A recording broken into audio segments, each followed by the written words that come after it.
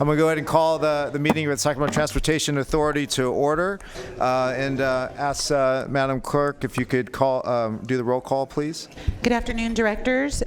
Director Carr, Frost, Gatewood, Guerra, Hanson, Harris, Howell, Here. Hume, Here. Kennedy, Miller, Natoli, Here. Peters, Sandhu, Schneer, Cerna, Swen. Here. You Thank have a quorum. All right. And if you all stand and rise and join me in the pledge, please. Hand over heart. Ready? Pledge. I pledge allegiance to the flag of the United States of America and to the republic for which it stands, one nation, under God, indivisible, with liberty and justice for all. Yeah, great. Thank you. Madam Clerk, would you go ahead and please read the statement? This meeting of the Sacramento Transportation Authority is cablecast live on Metro Cable 14, the local government affairs channel on the Comcast Consolidated Communications and AT&T UVerse cable systems. The meeting is closed captioned and webcast at sacmetrocable.tv. Today's meeting will replay Sunday, February 9th at 2 p.m. and Wednesday, February 12th at 2 p.m. on Channel 14. Members of the audience wishing to address the board may sign up using the speaker slips located in the back of the room. Please speak into the microphone when addressing the board and state your name for the record. Okay, thank you very much. At this time, I just want to look for comments for items not on the agenda. I don't have any speaker cards for items not on the agenda. Does anybody have anything? Okay, seeing none, I'm going to go ahead and move to consent items. Action summary, January 9th, 2020, STA Governing Board meeting. Entertain a motion. I'll move it. Moved Dr. Howell, seconded by Director Harris. Sorry, thank you so much. All those in favor? Aye. Opposed, abstain, motion passes. And then on to item number 3.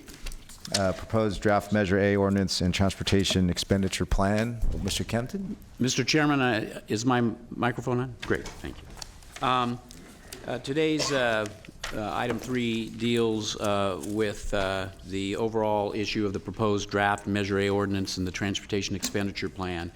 But what we're asking you to do is to receive an oral presentation from representatives of the Sacramento Area Council of Governments and the Sacramento Metropolitan Air Quality Management District regarding air quality conformity and GHG emission reduction as it relates to the draft 2020 expenditure plan. In addition, we're going to ask for you to take additional public testimony on the draft Measure A 2020 ordinance and the draft Measure A transportation expenditure plan, although no action is anticipated on those items today. If you'll remember at the regular meeting on December 19th, the board member Steve Hansen requested that SACOG and the Air Quality Management District take a look at our expenditure plan with respect to a conformity overlay. SACOG and the Air District have completed a preliminary analysis of the expenditure plan. They're going to present the results of that analysis to you today, we will take that information into consideration as the final draft of both the expenditure plan and the ordinance are prepared for presentation to the authority for tentative adoption in March. Following the December 12th meeting, we did present a discussion draft of the Measure A Transportation Expenditure Plan, and then Chair Peters requested that 2 special meetings of the authority be scheduled. This is the first of those special meetings today, February 5th. Our regular monthly meeting for February is scheduled for next week. We will have a revised update of Well, can you just give the dates for all the meetings this month? Yes. So on February 5th today, special meeting. On February 13th is our regular February meeting. And then on February 19th, and that's a Wednesday, will be the second special meeting if determined to be required. So we'll make an update on the ordinance and the expenditure plan at the regular meeting on February 13th. And then, if necessary, we will hold another special meeting on February 19th to take additional public input. And the idea here is obviously to provide as many opportunities as possible for public input on the measure. So with that, Mr. Chairman, I think we could hear from the representatives from SACOG and the Air District. Okay, thank you, Will. And just remind everybody, you know, we have two working groups going on right now, a subcommittee comprised of members of this board, as well as the PAG, the professional I forget what it stands for, advisory group. So with public works directors, members of Caltrans, RT, several other stakeholders are part of that group. Those two groups, I believe, are progressing as well. Always good to have more input, so really appreciate James Corliss here today on behalf of SACOG. Thank you. Thank you, Chair Soon and members of the STA Board. I'm also joined with Alberto Ayala. We'll do a bit of a tag team here. As your Executive Director noted, in the December STA Board meeting, there were some questions, and we've had many others about the major capital expansion projects. What are going to be their impacts on congestion, on greenhouse gas emissions, and air quality? This is a fairly technical memo. If you were able to get through the whole thing, I commend you. I'm going to do my best job today to give you sort of the plain English on why this is important. And I want to emphasize 3 points, because it's not just about today or this plan. These are really points that we have to take to heart. Number one is to be and use more data and be more data driven. I will say to you, the data is imperfect, as it often is, but it is important, and increasingly so, because these kinds of performance measures are the very ones that the state and federal governments are going to be using to judge the STA projects or the Measure A projects if they get funded to actually compete for funds. So there's a lot of data in here, and it's important that we understand it and we use it while it is imperfect. Number two, and we make this point a lot in the memo, in the cover memo, it is almost impossible to tell you what a transportation project will do to greenhouse gas emissions absent growth and development patterns. We've made that point consistently, and it's really important. When I first came here 2.5 years ago, frankly, people would ask me, what's your stand on the Green Line to the airport and the connector? And my response was, I don't know, because I don't know what you're trying to accomplish. I don't know what the context is. I don't know what the future growth patterns are. For example, the Green Line to the airport needs dense jobs and housing along that green line to actually serve ridership and get riders in addition just to the airport. If we don't have that kind of dense development pattern, that's the local decision. That is your decision. You sit up on that dais. But it may mean that in terms of a heavy rail investment, it may not be cost effective. We are not getting all the way today or in this analysis to cost effectiveness. I just want to explain to you how important this is. When we go to the federal government for new starts and small starts, when we make the case for federal funding, they're going to be asking us these questions. So it is really important. And then finally, and last but not least, is greenhouse gas emissions. Alberto is going to talk to you a little bit about air quality conformity. Those of you on the Air District Board are well familiar with this. Our region and the SACOG Board just adopted the most recent 20-year Metropolitan Transportation Plan, so-called MTPSES, in November of this year. There's good news in that plan. There's a lot of good news. Number one is we adopted it 4 months early. So we actually missed a lot of what's been happening with this so-called federal SAFE rule, which could have actually put us on a conformity lockdown. We were able to accelerate the plan and advance it. The tricky thing is, and why we would care about what you're doing in Measure A, is because the headroom that we have in our plan around greenhouse gas emissions, we have to achieve a 19% per capita reduction from mobile sources by 2035, is about the headroom that a fully loaded barge going under the Bay Bridge at low tide has to get through. It is almost not there. And so there's ways that we can make trade-offs. It's a budget. Think of it as a budget. It's an air quality, in this case, a greenhouse gas budget. But it's heavily dependent on the investment packages, on the growth patterns that are in not just Sacramento County in this plan, but across the 6 counties in our plan. We are reaching and achieving that target only barely. So it is important. And I'll say this again at the end. One of the many reasons it's important is because if we don't achieve that greenhouse gas target, we will not be competitive for state funds, and I believe in the future federal funds, and I can tell you more about that. So we limited the scope of this analysis, as I said, to the major capital projects, the big ticket projects, and this is the map that you have in your packet. And they are basically as follows. It is the I-5 managed lanes up to the airport in purple. It is the green line from the Sac Valley Station to Township 9 through Natomas up to the airport. In orange, you see the Cap City Freeway. That is, and the dashed lines on those projects are the projects that are not in the current 20-year MTP SCS. They may be in for project development or scoping or pre-construction, but not for full construction. Down in Elk Grove, you see the blue dashed line. That is some sort of fixed transit, maybe light rail, into Elk Grove. And the Southeast Connector runs, as you know, from White Rock down Grant Line and includes Camera Road there on the edge. So when we look at those projects, and the numbers on those segments are really important, as we say in the memo. And this is, I know many of you have asked, why are some things in the MTP and others are not? It is about phasing, it's about timing of projects, and it's about some of the data that we're going to show you there. And I have other SACOG staff here if you have any technical questions on this. So let's first look at congestion. And I know this is a lot of data. We're trying to present this in a way that it's accessible. Here's a chart on the left-hand axis. We have vehicle volume. On the bottom axis, we have peak period speed reduction. We know that at peak hour, all across Sacramento County, we're seeing huge reductions in speed. So we want to look at this in terms, this is current data just today, not going into the future, just current data in terms of vehicles and slowdown and where speed is. Where you're seeing an erosion of speed, you're not going as fast as you would at free flow conditions. So here is the Cap City Freeway, 2 segments, one of which is in the MTP, segment 2 of which is not.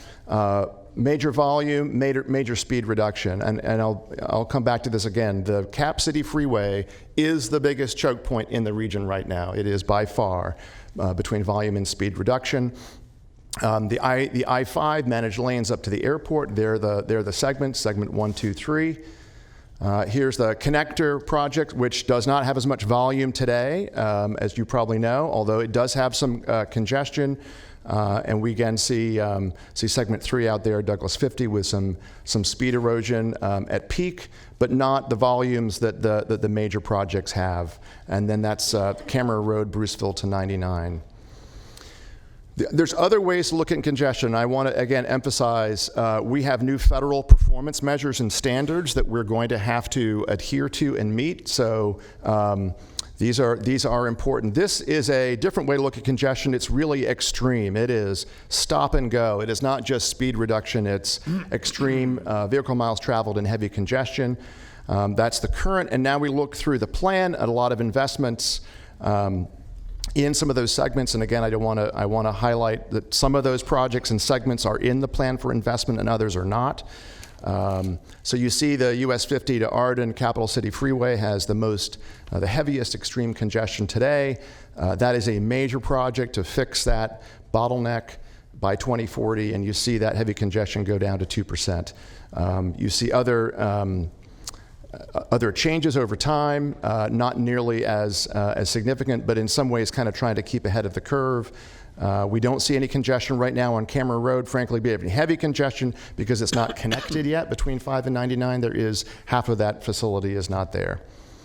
James, just a second. Do you have a question, Carrie? Yes, I do. My question, James, is given the numbers on the existing traffic on the connector and the projected traffic on the connector in 2040, was there any consideration given to the amount of reduction of traffic on 50, 99, 5, pick a freeway? I figured I would get that by question. movement of traffic from given freeway to the connector. So I love that question because that's the kind of question that you should be asking. I know that's the question. That's why I asked it. Yeah. We could not put it into this, and we did not have the ability to look at off those segments. So that's a question we would love to know the answer to. Are you getting any relief on 99 and 50? We don't know. We were able to look at the segments that are there, not what's happened on the off segments. I will tell you, when we look at this, in terms of the segments of the connector, the White Rock Road piece, segment 3, between today and the future growth of Folsom Ranch, is one of the most significant relievers off 50. That takes a lot of pressure off Highway 50, but I don't have data for you in terms of what it does to 50 and 99. I know the connector staff asked about that. And it seems to me that in the process of planning, if you look at Folsom Ranch, in fact, if you look at the traffic, what it is today, I can tell you from the update of the City of Folsom's 2035 general plan, the biggest pinch point right now, the largest and longest delays in the City of Folsom, amazingly, are at White Rock and what is now East Bidwell, formerly Scott Road. So that's as it stands today, because that project has not yet been constructed, and the first part of that project will be to install a signal replacing the stop sign at that location. But I think it's, I think we're not looking far enough ahead if we're not coming up with a mechanism by which we look at the amount of traffic that we think will be removed from the freeways onto the connector. Okay. So I think James, go ahead and we're shorting this a little bit. James, go ahead and continue, please. Yeah, I appreciate that. So again, this is another cut on congestion data is extreme congestion. This is, I mentioned the slowdowns. And again, think of this as a phasing question. Think of this, if you were to ask me, what's the biggest choke point in the region, I can point to the Cap City Freeway as being the biggest choke point. It's not that the other projects aren't important. It's about priority and phasing, which is a lot of what our MTP SES is about, which is timing of projects, syncing to growth and development and land use. The next question was around VMT and greenhouse gas emissions, and I want to tell you this was a harder one for us, but it's going to be really important, because when I mentioned that there are performance measures that will be asked of us in the near future, this is Senate Bill 743 that was adopted by the state in 2013. We're going to have to answer this question. It's a lot of numbers and a lot of data. We're trying to here just simply show you the segments today whose current likely usage, ridership, around an area of that facility are above or below the regional average for driving, basically, miles put on the road. The orange is above average, the green is below average. You see changes. You see some changes over time, which are good. Those changes in the far column going from orange to green, we want more of those. In some ways, we want to be focusing growth. All of you at the local level, in those places, we're seeing reductions. And I would say, too, in terms of Camera Road, this is kind of an interesting one, because you see, I believe, an orange to green, because in the MTP SES, we have a job center going into Elk Grove, right? So you have jobs and housing, and you get jobs, housing balance, you get fewer miles driven, and thus you get, Camera Road makes a lot of sense from a connectivity perspective, but from a job center reducing VMT. It's a really important point I want to impress. I'm happy to take more questions, but I know Alberto has a little bit on conformity and air quality standards, and then we will wrap up. Okay, thank you, James. Thank you, James, and thank you, Chair and Board. Again, Alberto Ayala with the Sac Metro Air Quality Management District. I want to first acknowledge SACOG, James and his team, because as you can see, they've certainly done the heavy lifting in this analysis, but we certainly at the Air District are happy to do what we can to contribute our perspective. And I like the analogy of the barge fully loaded at low tide going under the bridge, because I can use that for air quality as well. When we think in terms of what we call criteria or conventional air pollution, I'm going to start with the story of particle pollution in the air. And what you have here is essentially the trend of that particle pollution in our region relative to the legally binding National Ambient Air Quality Standard, which is the dotted red line. And what you see here is a good news story. Yes, the region is in attainment of the particle standard, but you can see how we oscillate around that standard. And the Federal Clean Air Act requires not only to show that you can get to attainment, but it also requires that we need to show that we can maintain this level of attainment, which means that we as an air district, as a lead agency for the region, need to continue to work with SACOG and the other stakeholders to make sure that we have a plan so that it doesn't take us out of attainment for particles. So that's an important point that we want to convey to you. And again, it's a good news stories because we're there, but we cannot rest easy because we need to be mindful of what new projects can do for attainment. Just a quick question before you move on. The red dashed line represents attainment? Is that correct? Is The that red standard? line is our target that represents attainment. That is a national air quality standard that we are bound to show that we can meet, and the data does show that. Alberto, we got one more question Sure. from Director Cerna. Thank you. So before you leave the slide, Alberto, the oscillation that we see around the red line at the right-hand side of the slide, fair to say that that oscillation is a function of growth that occurs annually in our region, combined with the measures that we take to constantly address that growth and reduce criteria pollutants, correct? It's a number of factors. So it's we predict certain amount of emissions based on economic activity, driving around, what have you, and sometimes those predictions are a little off. But this is data. This is actually coming from our network. So we are constantly monitoring and collecting the data. So indeed, this is not unusual. You see this throughout the state. And what I want to point out to you, in case you're wondering, this does not include the impact from wildfires. If we throw in wildfires, it's a completely different picture, but we don't need to go there. We have a process in place with the federal government to deal with that. But the message again here is that we're close. I guess my point though is that it would be a mistake to think that as soon as you get below the dashed red line, you plant a flag and declare victory. That's not the way it works. Correct. Okay. Correct. And that is where the maintenance plan comes into place. We have to develop a plan to maintain attainment that is 10 years into the future, and we have to do it twice. Right.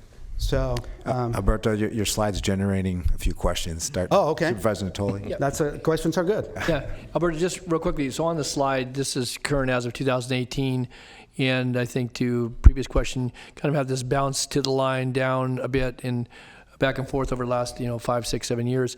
Where do you at least preliminarily think 2019 fits? Is it begin to flatten out there at 30, or is it going to see a bounce back? Director Natoli, I can't tell you that because the data, before we can show it, goes through a very rigorous process of Q&A, not only by us, but by the state and the federal government. Typically, there's about a lag of a year behind. Oh, there's a full year. So Sure, we would know this because till you have to make 2021. sure that the data meets the QA. We have to check it. The state has to check it. The feds have to check it. So there are several steps in the process that need to be completed, and I would hesitate to give you an answer at the risk of being completely wrong. But the point would be the same, that we're getting close. But this is still keeping me awake at night because I like to see those data points well below the standard, obviously. Is it safe to say, though, that we're in attainment? We're in attainment as of 2018 and 2019? We have an approved attainment plan. So Right. federally, the federal government has said, you've done your job. What they are asking us to do is make sure that we maintain progress. Thanks.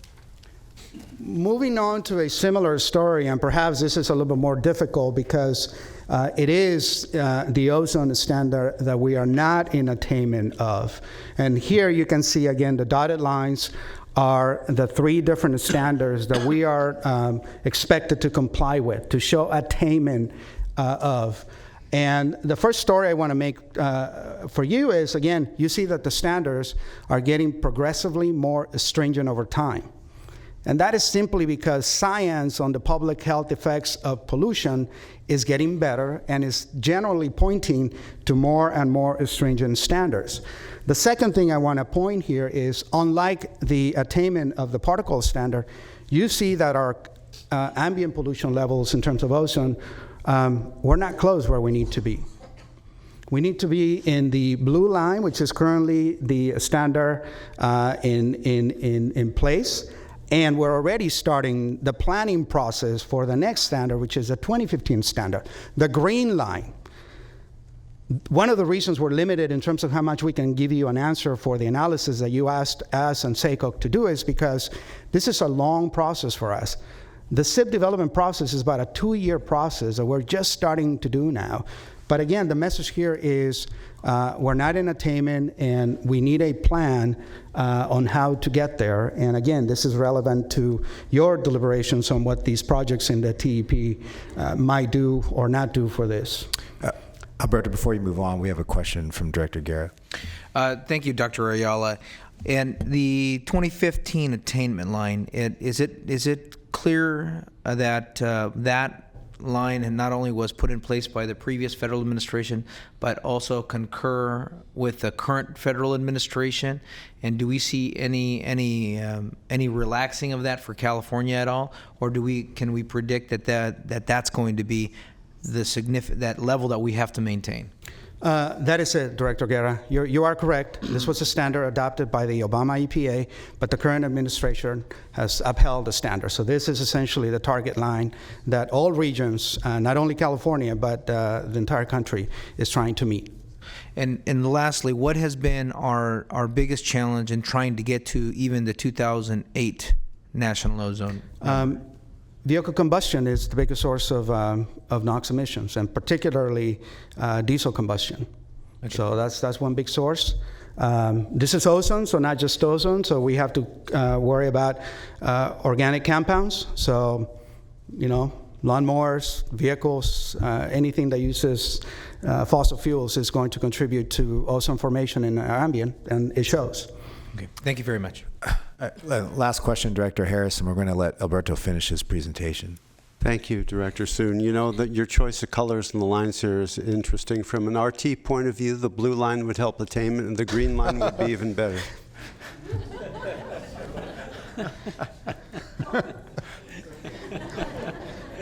Greenhouse gases. I did want to touch on carbon reductions because it's too important a topic, obviously, as Mr. Corliss already alluded to. And in terms of the progress, perhaps this is even a bigger challenge if you think that we can reach our air quality targets. And the reason for that is, as James alluded to, we have a really aggressive target. This 19% reduction in 2035 is a heavy lift for us. And we are not unique in that respect. So we are very mindful of anything and everything that can get us off track here. And my point here is simply to convey to you a parallel message that whether you're talking about conventional air pollution in terms of ozone or particles or greenhouse gas pollution, the story is the same. We have a little bit of headway to be able to get the barge under the tree, but it's at low tide. Anything that changes that dynamic, and we could collapse the bridge, and that's not a good thing. And I think James is going to talk about that. So what do? We want to give you tools. We want to give you options in terms of how to think about air quality and climate and use it in your considerations of the TEP. What we can tell you is, as Mr. Corliss alluded to, we go through a very substantial process through the MTP SES to make sure that the transportation plans, the VMT plans, are aligned with the air quality conformity plans. So the best advice we can give you at this point with the time that we had was anything that is already in the approved NTP is good to go, because we've already gone through the process of showing conformity. Anything that is not in the current expenditure plan, our suggestion to you is let's include it in the next round, the next cycle of the MTP SES, which happens every 4 years. And that way we can ensure that it goes through the full analysis, no shortcuts. We will consider, as we have in the past and will continue in the future. And we can come back to you with a high degree of certainty in terms of answering the question that you asked us to look at in terms of, is this going to keep us on track or not? And then finally, this is my last point before I turn it over to Mr. Corliss again, is I want to give you some tools in terms of if you were to want a lens by which you can look at the expenditure plan, some of the things to keep in mind in that lens are what I call no regrets strategies, meaning we cannot today give you a quantification in terms of the benefit that these actions will have, but you can have certain assurance that if we do these things, we're likely going to be okay. And that means anything that you can do to reduce VMT, it's a good thing. Anything you can do to eliminate vehicle trips, it's a good thing, because that's certainly one of the things that puts a burden on the environment. Converting trips that are single vehicle user in a vehicle that takes it into a sustainable mode of transportation, and you can see we're not just suggesting there's one mode, there's multiple modes. That is a good thing. to the extent that we need to continue to rely on vehicles, and clearly we do, let's try to do what we can to turn those into zero-emission vehicles.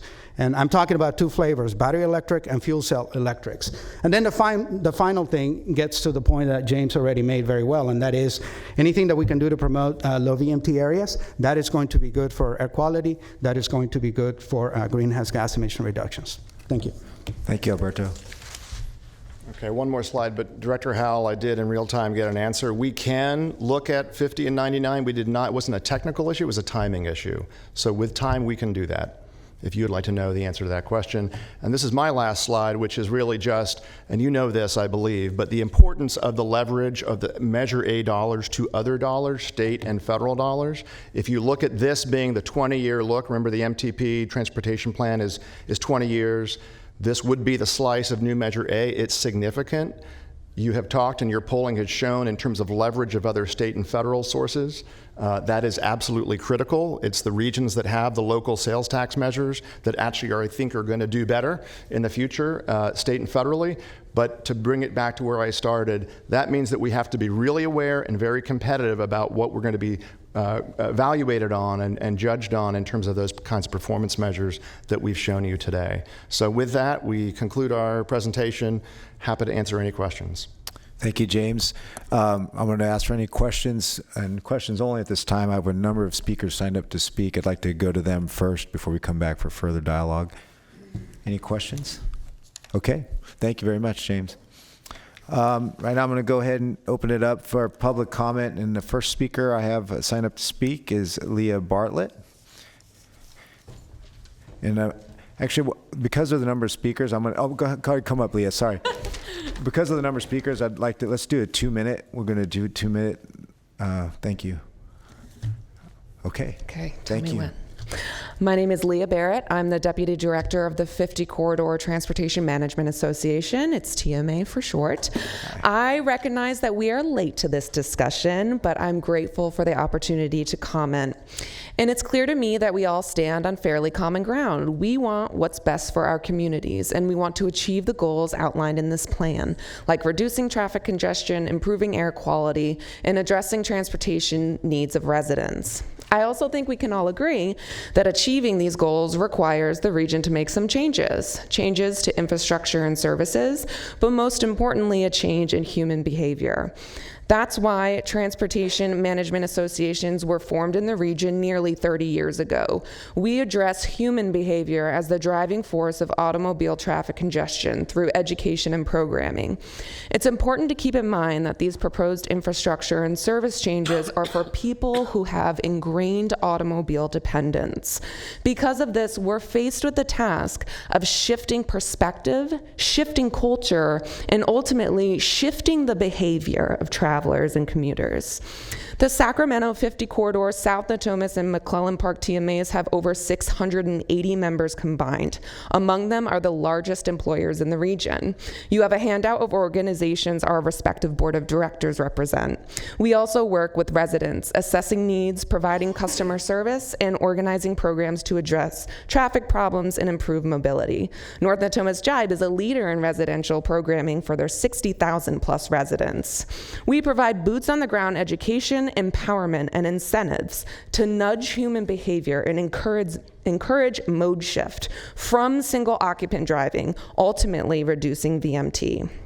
We ask the STA to allocate 0.1% of funding to the regional transportation management associations.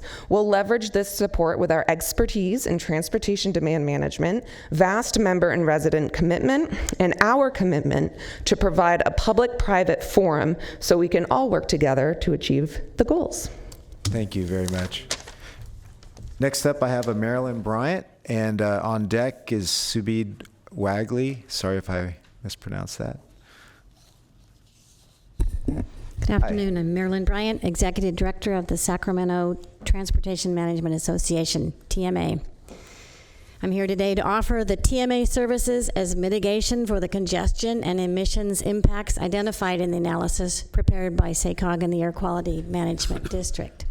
The Sacramento TMA was created 30 years ago by a group of concerned employers, developers, the city and the county. We began and have continued for 30 years with no mandate. None of our members are required to participate, and yet our membership has increased annually, and the members renew they pay their annual membership dues because the TMA provides services they need, and they've told us. Because they commit to membership, our members also commit to offer and promote TMA programs that reduce vehicle miles traveled. Every member has a dedicated liaison that works with their employees on site. The TMA helps them and provides free training luncheons every month so they know how to promote our TDM programs. Just today we had 27 employers represented at a Work Anywhere presentation. It was on how to set up a telework program at your work site. Imagine if everyone in every office who could work at home knew how to and did 1 or 2 days a week, the VMT we could reduce. TMAs offer TDM, Transportation Demand Management. TDM programs make more efficient use of the existing transportation system. We also have a report prepared by STEER, the International Transportation Consulting Firm, Reducing California's Greenhouse Gas Emissions Through TDM, which documents that TDM programs are effective, cost-efficient solutions proven to help reduce congestion, improve mobility, reduce emissions, and improve public health. The Regional Transportation Management Associations ask the STA to allocate 0.1% of funding in the Transportation Expenditure Plan to the TMAs. Including the TMAs in the allocation will complement the transportation projects in the TEP by enhancing the effectiveness of those projects that reduce vehicle trips and reducing the congestion and emission impacts of those that do not. Thank you. Thank you, Marilyn. Subid Wagley, followed by Pam Floor. You're up next. Thank you. Subid Wagley with SMUD. I'm here to appreciate your support for the Regional Mobility Initiative called California Mobility Center. It's a technology policy-driven collaborative hub for mobility solutions and innovations that will be based right here in Sacramento. There are many benefits, as you all know, to Sacramento, including job growth, job creation, educational opportunities. So the Mobility Center will attract new business, investments, and startups to Sacramento to work collaboratively with local governments, regulators, manufacturers, utilities, universities, community colleges, and international partners to provide innovative products and services in this rapidly expanding mobility market. The Mobility Center initiative is a joint initiative between all local and regional institutions. Some of them are here today, present, including Los Rios Community College, Sac State, City of Sacramento, UC Davis, GSEC, Air Quality District, SACOGS, and other local nonprofit organizations, whether they were acting on an advisory role or some sort of support throughout the effort that we initiated early last year in creating this world-class clean vehicle prototyping facility that will develop and promote transportation technologies right here in our greater Sacramento region. As you also are aware, that SMUD is contributing $15 million. $5 million is toward the startup, and the $10 million is match funding of $10 million from other sources. Some of the details we're still working on with some of the founding members. For example, Sac State is looking at providing parcels of land located in Ramona Avenue for the CMC campus, and Los Rios Community College will work on providing bond financing to build a facility. So we see this as a great opportunity to not only drive forward necessary technology advancements to make Sacramento the hub for development transportation technology, and also to support your local and regional goals for clean transportation. Again, thank you so much for your continued support for this regional initiative. Thank you. Appreciate SMUD's involvement as well. Pam Fleur, and next up is Scott Powell.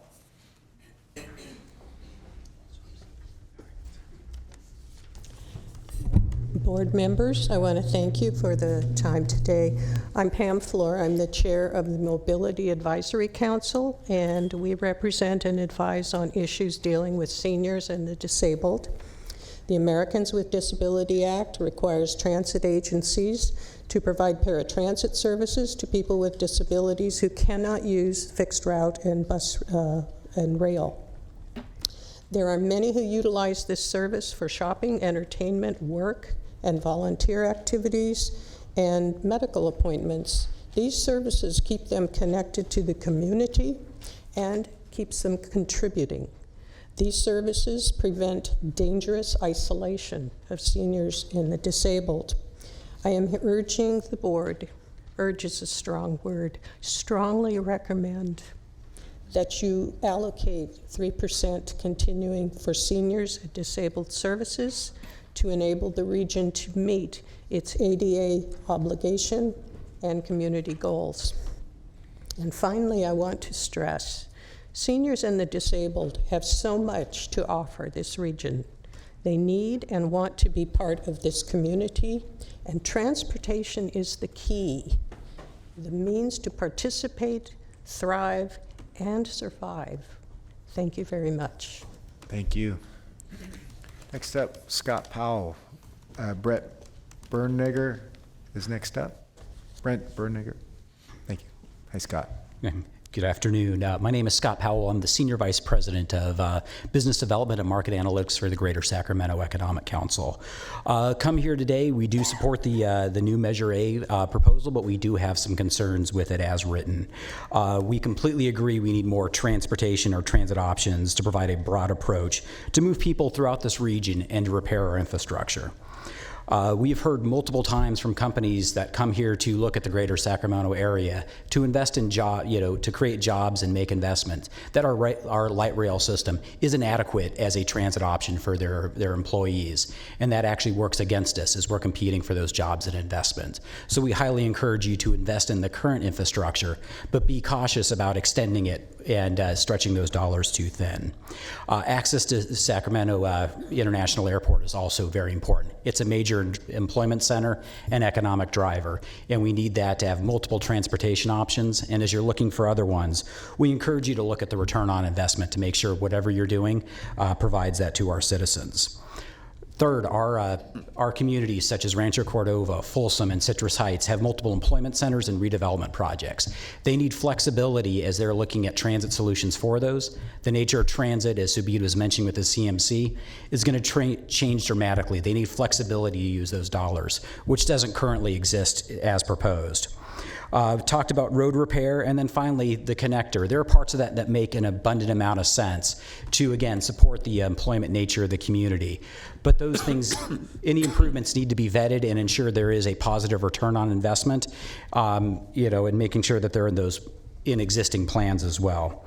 And if we're going to ask the Sacramento County residents to pay the 12th highest sales tax in the nation, we need to be very sure that they're getting a strong return on investment, and the projects that we're spending their tax dollars on will enhance their quality of life and access to transportation. Thank you very much. Thank you. Next up, Brent Bernegger, followed by Jofil Bora.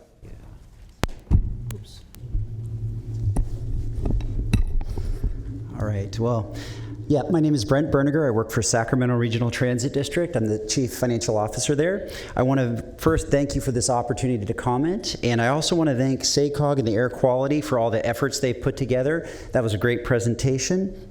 SACRT was also happy to see that the transit mode share that was shown in their full report increased by 4.4% compared to the current numbers. This is a great positive trend.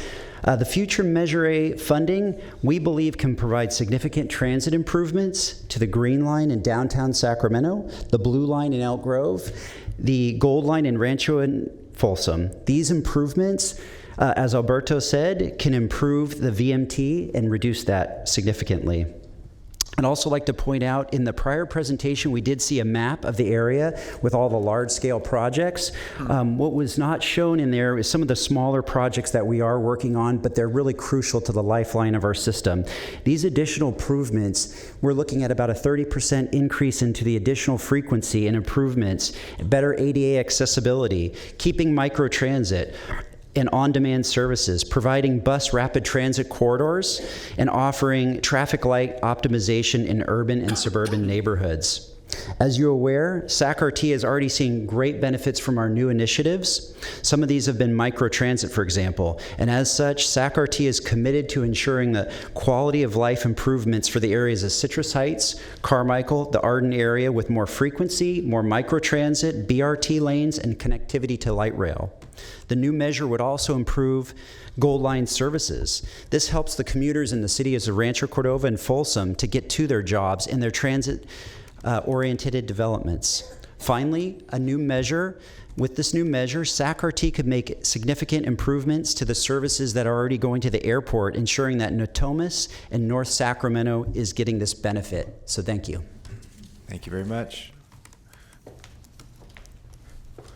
And Joe Phil? Thank you, Chair and board members. Hope you had a better 49er weekend than I did. Respectfully yield my time to the next speaker, but thank you. Okay, thank you, Joe Phil. Next up, Allison McLeod, followed by Karen Jacques.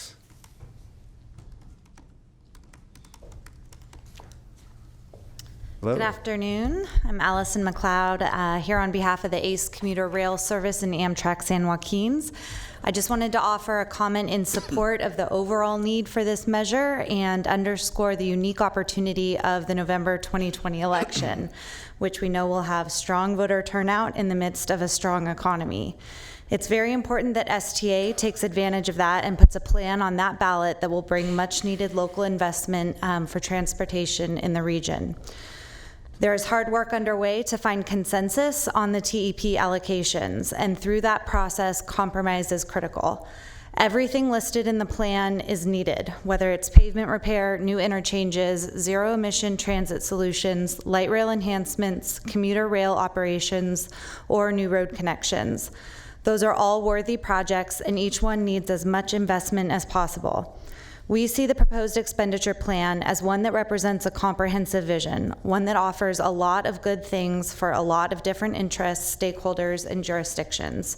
We urge the STA board to move forward with finalizing the plan, and we're committed to doing our part in helping educate Sacramento residents as to why this is a good, balanced approach that will benefit the region for decades to come. Thank you. Thank you very much, Allison. Next up, Karen Jacques, followed by Susie Murray.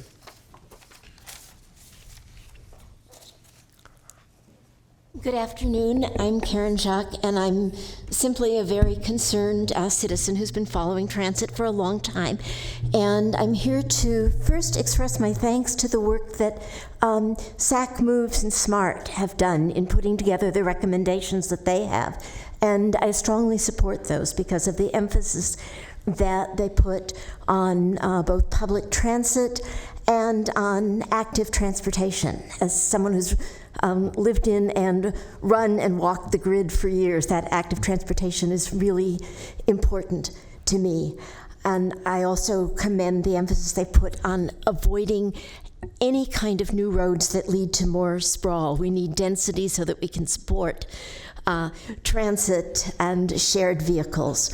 And I appreciate the opportunity to be here. I've written to you a couple of times, and this was the one time I had a chance to get here. And I really want to be able to vote for this measure. I couldn't vote for the previous one because I had too many roads, not enough transit. Thank you for being here. Thank you. Next up, Susie Murray, followed by Steve Cohn. Hi, Susie. Hi, I'm Susie Murray, SMART volunteer, Sac Metro Advocates for Rail and Transit. I'm urging the board to adopt the principles provided by the SMART SAC Moves Coalition as you craft the measure that will go before the voters in November. The current direction of transportation in the county places significant financial burdens on the families who live and work there. With the widespread elimination of school bus service and the lack of safe routes to school, those of us with school-age kids must bear the financial weight to get our kids safely to and from school. In my case, in 2017, I took a voluntary demotion at work and cut my hours from full-time to part-time, resulting in a 62% pay cut.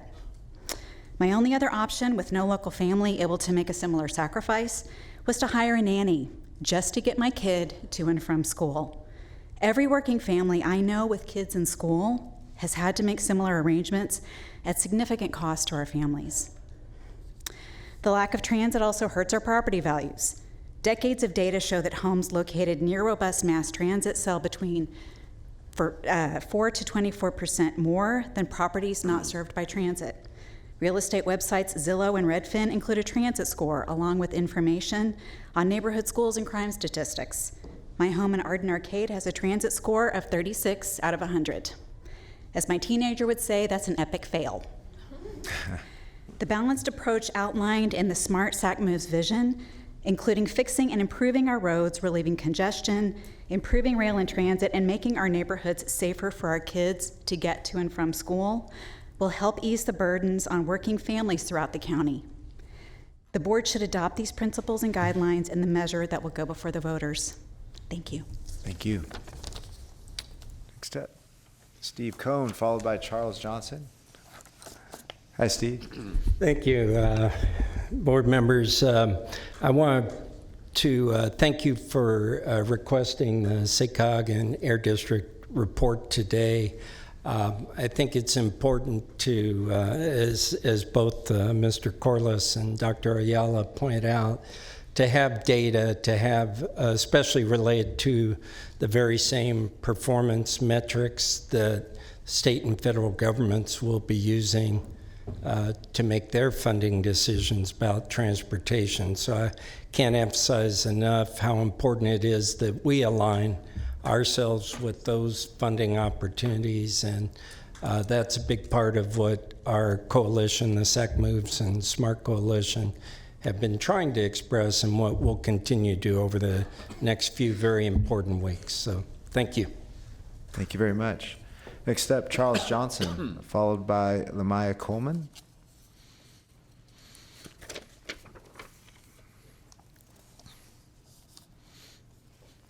Good afternoon. Good afternoon. I'm Charles Johnson, and I'm also a member of the Regional Transit Mobility Advisory Council and a newly appointed member to the Paratransit Inc. Board of Directors.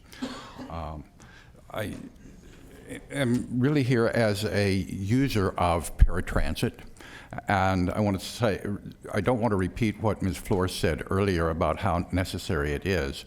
One thing I do want to add is that the ADA requirements are that a region with a public transport system is required to have a paratransit type of system. And if you do not, or if it is inadequate, then that risks a huge amount of federal funding to the locality and possibly to the state. So that is quite important. The other thing I want to say is that, yes, paratransit is vital for me to get around. But in addition to the ADA service that is provided, there's this thing called non-ADA rides, which perhaps most of you know what it is. And sometimes you would have a trip that is split. For example, if I go to a ball game, the ride in very well might be ADA, but the ride back, because it's late, is a non-ADA. And so it's vital that the same entity be able to provide both ADA and non-ADA rides, so as not to have to split working with one company for one leg of the trip with another company for another leg of the trip. And so I fully support Regional Transit's request to become a CTSA designee and be able to apply for non-ADA funding. So with that, that's about it. I recommend that, again, the 3% segment be continued. And thank you very much. Thank you.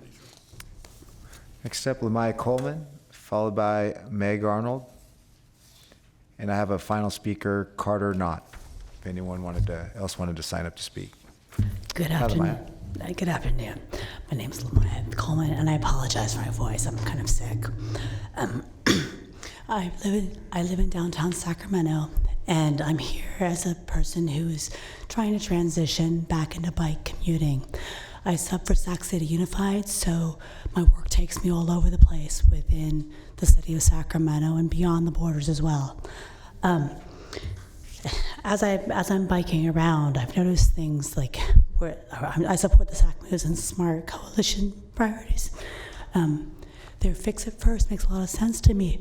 As I bike down Riverside Boulevard in the daylight, I can see a big old pothole that would cause me to probably fall over if it was in the dark and I hit it, and I might fall into a lane of traffic.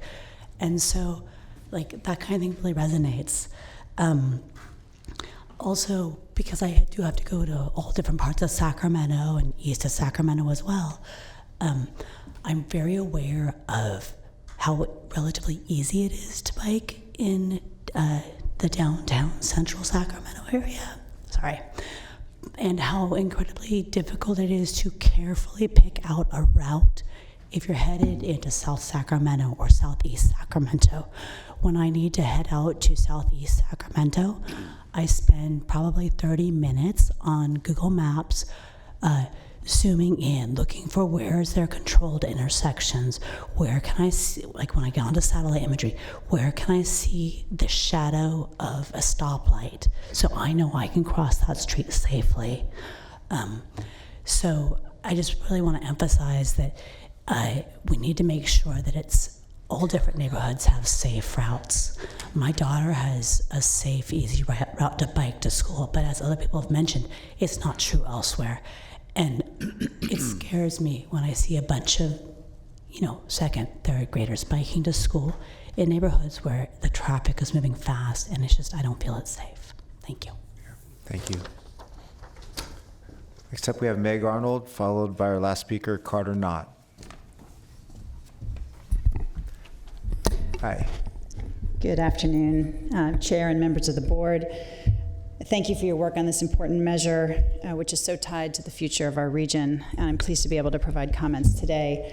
I'd also like to thank you for requesting the analysis that has been presented today, and I'd like to thank SACOG and the Sac Metro Air District for the speed and robustness with which they concluded and completed and concluded their analysis. As announced, my name is Meg Arnold. I'm interim CEO of Valley Vision, which is a civic leadership organization that you are all probably familiar with. We work toward economic prosperity, social equity, and environmental sustainability for all residents in the Sacramento region. I'm here today in the context of some of the specific elements of our work. Among other things, we are a founding member of the Cleaner Air Partnership, a public-private nonprofit partnership of 30 years standing, which is focused on regional air quality attainment. I also serve as a member of the Mayor's Climate Commission, which itself is focused on how the cities of Sacramento and West Sacramento can achieve net carbon zero by 2040.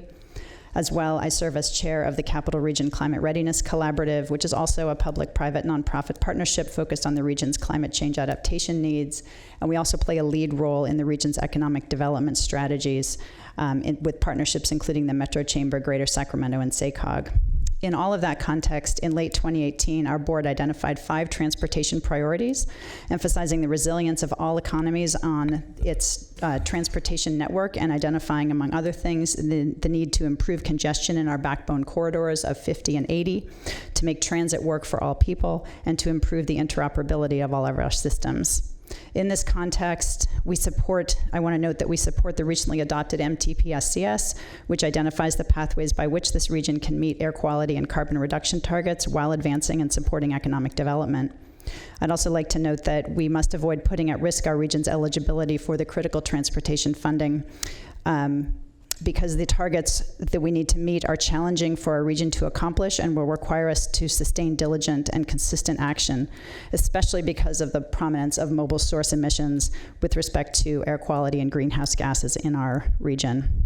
And lastly, I would just note that this analysis adds to and strengthens a framework for prioritizing action and investment with respect to our transportation investment funds, including those that can be accomplished via this measure. So thank you very much. Thank you. And our last speaker, Carter Knott.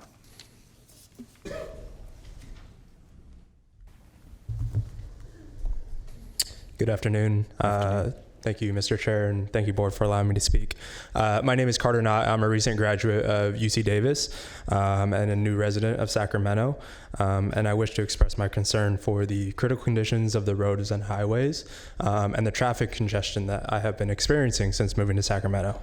Right after college, I had a couple of options, and I ultimately chose Sacramento to live because it was where much of my family was, and it was just the most economically friendly at that point. My commute goes through downtown, but a lot of my family lives in the bedroom communities up north, Folsom, El Dorado Hills, a lot of those areas. I enjoy Sacramento and I hope to reside here permanently, but in order for that to happen, I believe there needs to be something done about the commute. The traffic in downtown makes it extremely difficult to get from many of the bedroom communities up north and go into the city. Visiting my family is very hard. It takes weeks of planning, having to leave work at a certain time and having to leave their house at a certain time just to get back home. It definitely doesn't help too when I'm swerving around in the road trying to avoid potholes and having to reroute my route just to avoid those potholes and avoid any car damages that as a recent college graduate it's tough to pay. Currently as it exists, I most likely will not be living in Sacramento much longer simply because of these reasons, and a lot of the people that I know share the same beliefs.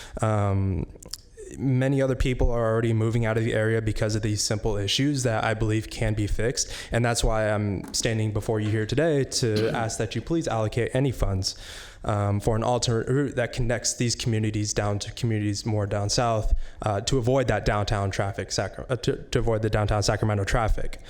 A lot of that would, help alleviate the traffic that currently exists downtown. And simply just make it much more efficient for people like me and many other people that live up north to commute down to different cities. Thank you. Thank you very much. Okay, that was our last speaker. I want to take this opportunity to thank everybody for coming out today. James, Alberto, for coming down here in your presentation. It's very good information. I'm glad to see so many people interested in this very important multimodal measure. With that, I'm going to bring it back to our board. If there's any comments from the board members at this time, I know we still do have the working groups that are continuing on. Director Howell, I see. Go ahead. To get back to get back to your comment earlier, James, if there's any additional information that can be provided with regard to the regional effect of construction of portions of the connector that are, either still on hold or further off into the future, with regard to the effect that moving traffic from 50, 80, 99, because the connector exists, that would be super helpful. Thanks. Okay, thank you. Director Natoli. Yeah, just a question maybe for Will. Will, we did hear some testimony earlier today as related to the TMAs and to a funding request that I don't know that had been incorporated at least into previous considerations. Is that something that you at least could provide some analysis around? Again, we're still working with a defined pot of money here, but certainly, I think most of us are familiar with their work and what that would mean and what sort of allocation. So we at least have some backdrop as we enter into discussions in the weeks ahead. That'd be helpful to have that. So. Director Natoli, I'd be happy to do that. I actually was a former board member of the Highway 50 TMA. Right. And certainly these organizations do some good things, particularly I think the engagement of the private sector and coming up with some transportation solutions is particularly noteworthy. I did include in the packet that you have before you today the letter that came from the TMA agencies. All of the executive directors, I believe, signed the document. I can certainly give you a summary. This is the first I've heard of the 1/10 of 1% going to TMAs, but I can give you a background. Give us a sense of what that means. Yeah. Yes, okay, good. absolutely. Thanks, Will. Thanks, okay. Thank you. Director Hansen. Thank you, Mr. Chair. I just wanted to thank SACOG and the Air District for all the work on this. This is very helpful data. I know data tells one part of the story, but maybe not all the parts of the story. And sometimes people like data, sometimes people don't like data. But I do think it underscores the challenge. And, well, James, you talked about the Bay Bridge. I don't really know that. But there is a bridge over by Blue Diamond that trucks get stuck under regularly because it is not tall enough. And so your metaphor, I saw a semi jammed under that old railroad bridge. And we can't afford to let our region get jammed up by losing attainment or not meeting the goals put on us by state and federal agencies, because that would cause so much damage to not only the projects we care about across the region, roads, transit, everything, but it would mean that we failed our public on the health standpoint. So it's very helpful. I just want to say thank you, and thank you, Will, for helping to bring that forward. Will, there was one other request I'd made at the same board meeting about how to attribute the regional projects to the various jurisdictions. I don't know if those capital projects have been looked at and how we would, because there are comments about what would help some versus others, and then some jurisdictions were saying they weren't getting a full return to source that they wanted to. And you know, I do leave the city of Sacramento contrary to popular belief and use roads in Elk Grove and Rancho and other places, but can we show what the value, and I see our friends from Caltrans are here. I love using their facilities when I can. Thank you, Amarjeet. But I do think as we try to go down a path of forging an agreement, a consensus, a compact between the jurisdictions, it'd be helpful to have some way of understanding. So if we put money in for air quality, 1.5%, 2%, should that be considered a benefit to the jurisdictions beyond the air district that are in Sacramento County, because everybody will benefit? And then how do we calculate that as a return to source, as an example? Interchanges have been requested by many of the jurisdictions, and those are now in the regional bucket, but those largely benefit the adjacency jurisdictions. So I just think that would be helpful. I know that there's been a lot of different asks, and maybe that's still forthcoming, I guess. Director Hansen, it is still forthcoming. As you pointed out, some of the difficulties, for example, how do you assign a regional benefit for the 5 projects that are being pursued by the Department of Transportation as part of this measure. So we can, in that regard, we can make some assumptions and make some assignments. We have most of that information. We are currently working on the local projects of regional significance, and I'm hopeful we'll have the allocation of those dollars determined, or a recommended distribution of those dollars determined fairly quickly. So I would expect that perhaps maybe the meeting on the 19th, we could bring something along those lines, but we have not forgotten your request and are working on something along those lines. And you've been very diligent. I really appreciate it, and that update helps a lot. Thank you. All right, Director Guerra. Thank you very, very much, Mr. Chair. I wanted to thank Mr. Corliss and Dr. Ayala and Mr. Kempton for coming back with making sure that we had getting the appropriate information we need.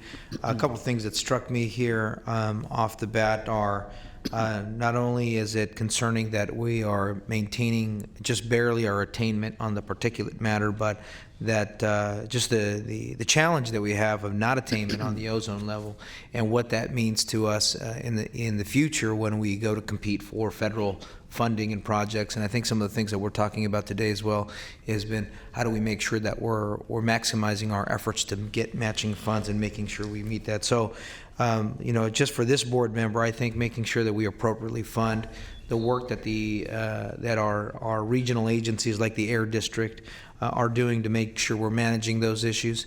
Air quality doesn't stay within one jurisdiction, crosses between county lines, city lines, and as was mentioned by some of our testimonies today, we function as a region, and so our bedroom communities are contributing to those areas they drive through and by. So I think this is an important thing to take into consideration. All of these, I think, a good balanced approach, including the mobility center, and then how we balance our projects, particularly the Capital Corridor, I think is going to be something that we got to take into account. But clearly, I think maintaining the information today, making sure we meet our air quality targets is critical, and we can't do that with appropriate funding.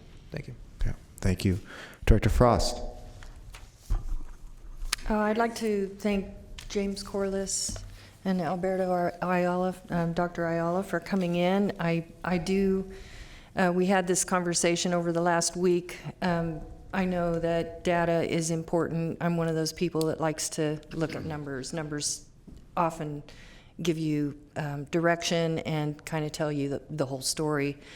And I just wanted to point out or bring us back to the survey, which gave us a really good idea of what the taxpayers want to see countywide. It gave us a good picture not only of the different jurisdictions, but what we thought they might be willing to pitch in and pay for. I also want to point out that while I appreciate, we all work on several different boards, and on each of those boards we put on a different hat with a different mission in mind. On SACOG, we're working hard to put together the MTP SCS in time and make sure that we are going to position ourselves for regional funding. On air quality, it's a constant, unfunded mandate. We never have enough money. We need more, and we're going to have to figure out how to get that. But on STA, this is about the different jurisdictions coming together to administer Measure A, which is a tax, and a local tax. And what I want to point out, just from the point of view from the county, at the county over the last 2 decades, funding from the federal and state government has all but dried up as far as fixing roads. The existing roads that we have are not going to go away. We are going to have to fix them. And as we let them deteriorate and as we let them get worse, it's exponentially more expensive to fix them. So when I was running for election in 2016, the county had a $450 million backlog on road repairs. And now, 3 years later, it's $795 million. So the cost is going up while we're deferring maintenance on the roads. So that's data that we know at the county, and we know we need more money to repair our roads. We generally get around 8 or 9 million. SB1 brought us an additional 28 million a year. We're anticipating we need 57 million a year just to maintain our roads at a poor PCI of 59 PCI. We need 87 million a year in order to bring our roads up to 70 PCI. So the data is telling me that we need money for we need to focus on roads, and roads can be, and if that's the only way that the taxpayers will approve, if that's what the taxpayers are willing to do, that could possibly relieve one part of the system so that we have money for some of these other areas, or to focus on some of these areas like air quality. I also want to add, I'll end with that point there, but I also want to say that the connector is not a new road. It's an existing road.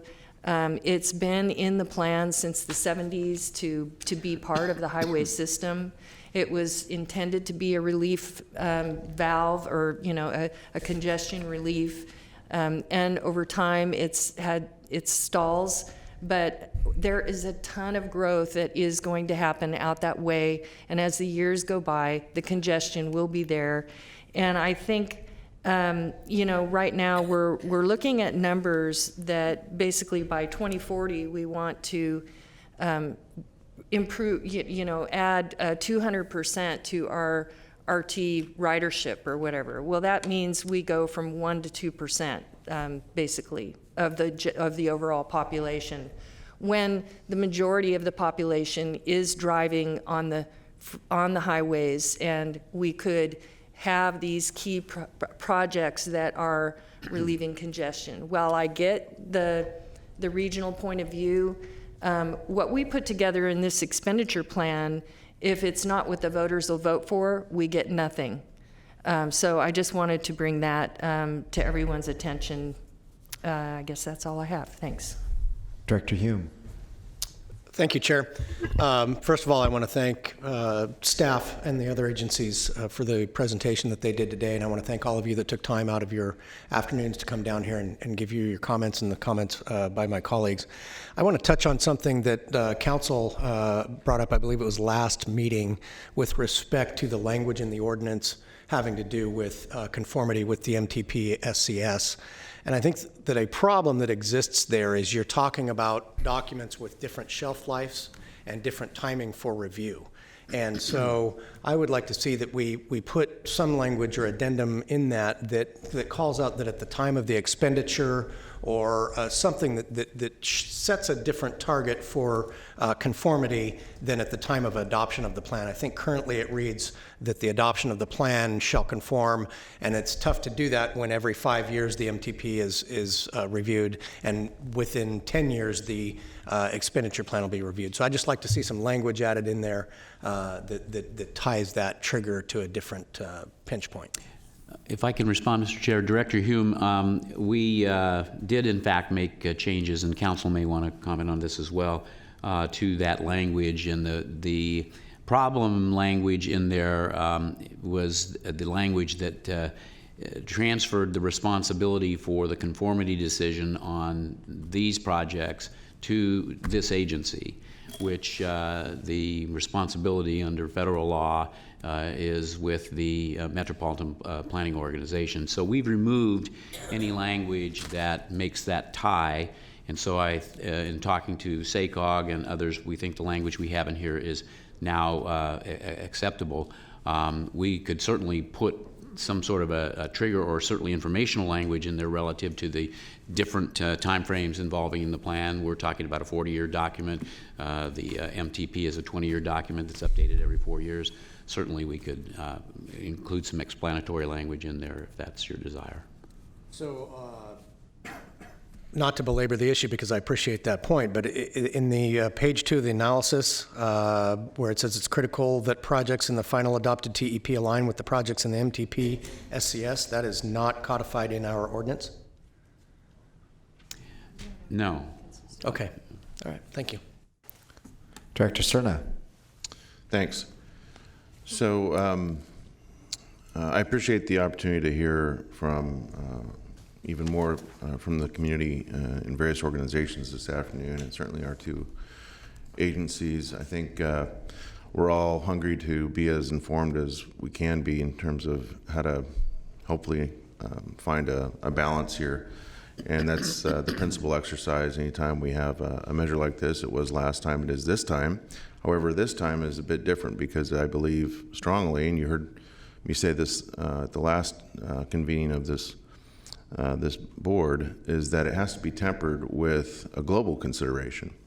And as much as we want to certainly be respectful of the taxpayers and what they want, I again can't stress enough, I think it's part of our charge to really push the envelope when it comes to how we shape this measure with an eye towards the fact that we have a local responsibility to help address climate change. And so I think hearing from our local air quality management district today, and certainly SACOG, and understanding more critically the connection between different modes of transportation and the infrastructure that comes with that, and of course the funding, which is what this conversation is really about. To do all of that, I think we ultimately have to all look ourselves in the mirror and say, are we doing our part in this agency, given our mission, to address that global responsibility? So I don't think it's any secret. I'm going to continue to have that very consistent position.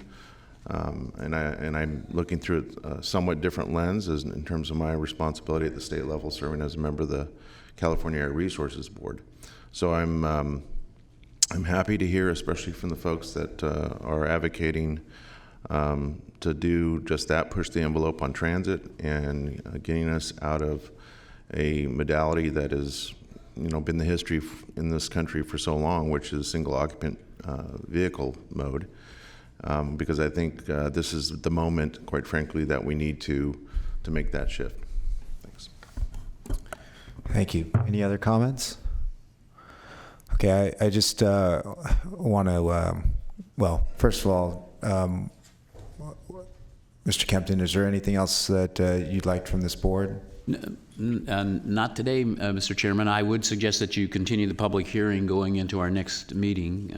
Yeah. And, that is all we need. Okay, we will do that. And so I just again want to thank everybody for coming out. I want to thank the comments from my colleagues.